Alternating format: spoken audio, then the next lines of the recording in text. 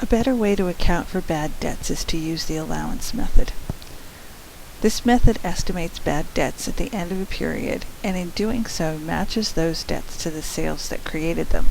That sounds really confusing, doesn't it? What you're doing is saying something like, in the month of December we had a certain number of sales on credit. We know from past experience that some of those sales will become bad debts, but we don't know when and we don't know which ones. We do know that a certain percentage will go bad though, and we'd like to match that expense to the period when we made the sale. To do that, we have to estimate the amount. Not only does this method match the bad debt experience to the period of the sale, it allows the company to report accounts receivable on the balance sheet at net realizable value, or what the company actually expects to collect. So how do we record it? This company had $300,000 in sales, $20,000 of which remain uncollected at the end of the year. The company estimates that $1,500 worth will be uncollectible. Debit the expense, bad debts expense, for $1,500.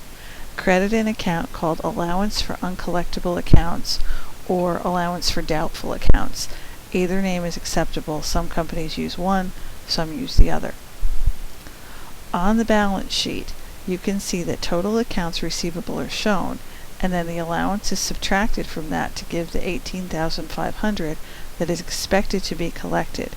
It can also be simply shown as at net realizable value and just list the $18,500. When we write off a bad debt, instead of debiting bad debts expense, because we already recorded the expense, we debit the allowance and credit the receivable. Because we've reduced both the accounts receivable balance and the balance in the allowance, our net realizable value is still $18,500.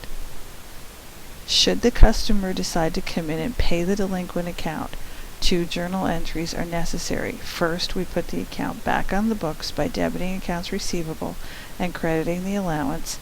Next,